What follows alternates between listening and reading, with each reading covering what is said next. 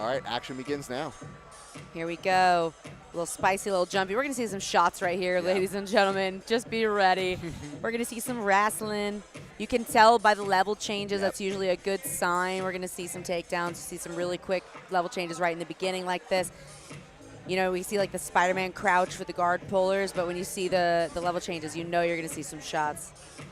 And you know, it just looks like Cody's chomping at the bit. Like, Yeah. he gets that sense of he's faking out these small little fake outs, these feints, if you would, and yet you get the impression of if he finds his slide through, I think he's going to be pretty tough to sprawl against. A lot of times with someone like Cody, he will really feel out his opponent for a bit with those level changes because you start to learn your opponent's timing. You learn how fast they're level changing with you, where the openings are, and then you strike. So we kind of just saw an example of that.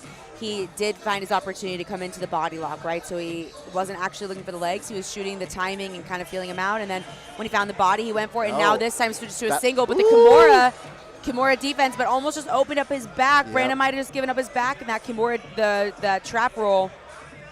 It's the call the ambulance, but not for me meme coming to life. Notice the right foot behind the knee really being used to guide the person's hips.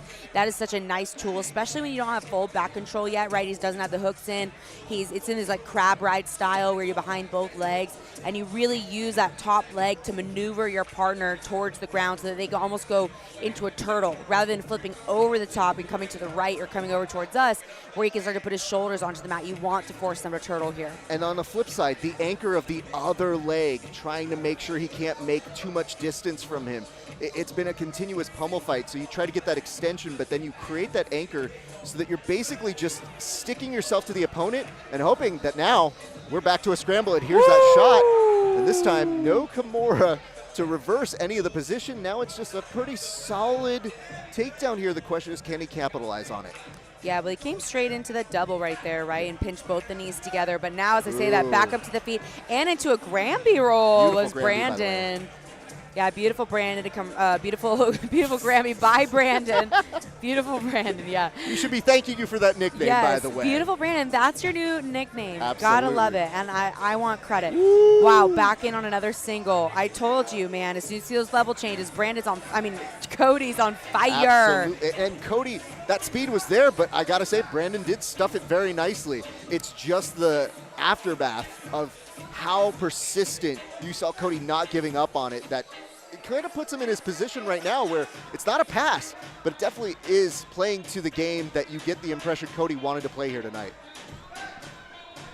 Another roll doesn't quite get the extension here, almost into a little bit of a knee shield guard, but yeah, Brandon does a great job of recovering consistently. So he isn't a smash pass. We don't want to discount Cody's passing ability here, but Brandon consistently not only Granbys but does a bunch of different inversions and roll throughs, and then he'll find a hook with either his top or his bottom leg on the leg to kind of create some extension. So now we're seeing Cody close a different distance. He's in a really traditional body lock here. But again, Brandon using his hips to elevate, grab over the top of the back, and create enough space to keep him in the game. And if there's one thing you know about the good folks over at CMMA, it is pressure. So this is right where they want to be. They feel very much at home. It's similar to their MMA-based style. And now it just allows him some time. But the question is, can he contain Brandon? Brandon has been very good at getting up and now gets Cody back into a guard. But, man, Cody not letting up for a second. He sees the possibility of a back, but he might just lose it here at a stand-up. Hips him down, trying to drain him down with him. Really interesting style of taking the back there from the clinch. He kind of dragged him to the floor instead of jumping or doing any sort of roll. Didn't get him knocked all the way down, but had a look at the back for a moment. Yeah. I like to call those too excited peaks at the back, where you're like so close to it, you don't want to overplay it, but sometimes you find yourself flying just because you said, oh, right, I messed that up slightly. Now, I wonder, I was just about to ask if we were going to see a shot from Brandon, and they're basically playing pinball with the assistance of the rudders known as our refs. In case you were wondering why we have two, this is why. Yeah. I love the visual of pinball, too. That's so perfect. It really is like that, especially with guys that are big and strong and spicy like this. You gotta have it. For sure. And I mean, these aren't even the biggest boys on the card, so be prepared, everybody. Could get wild. Nice, good shot. Doesn't fully get the takedown, but he's still working toward it. He's gonna drag him back to the center. The crowd comes alive. Wow, wow, wow. Yeah, one of the things that I think Cody's doing super well is he's finding these takedowns into body locks. And we, like you said, with his style of heavy smash passing, that can be such a really good tool for those of you guys at home who are trying to figure out how to chain your takedowns and your passing together. If we're looking for the body, like body lock takedowns are so brilliant for this. And you can see that the pressure wearing down after the takedown into the body lock multiple times now has led him into a clear pass. So he's past the knees. And, you know, Brandon's still coming alive here on his side, really still framing, trying to come back to turtle. Might expose his head or his neck in the process.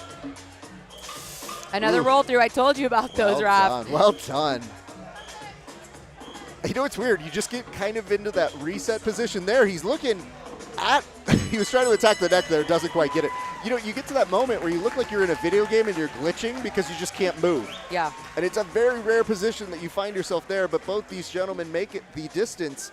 And I have to say, still pretty fun all the way through. Well done for both of them. All right, it looks like we are about to see the decision relayed to our announcer. And our thanks to our many, many sponsors who we'll thank here right after this announcement. Ladies and gentlemen, let's give these two competitors one more round of applause.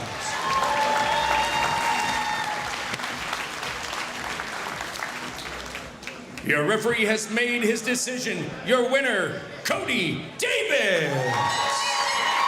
Through the pressure, the setting of the pace, the takedown. And let's hear it one more time for Brandon Carillo. Makes a lot of sense to see Cody come up on top here, but really exciting match from both of these guys. Really kept the action going. Just fun to watch.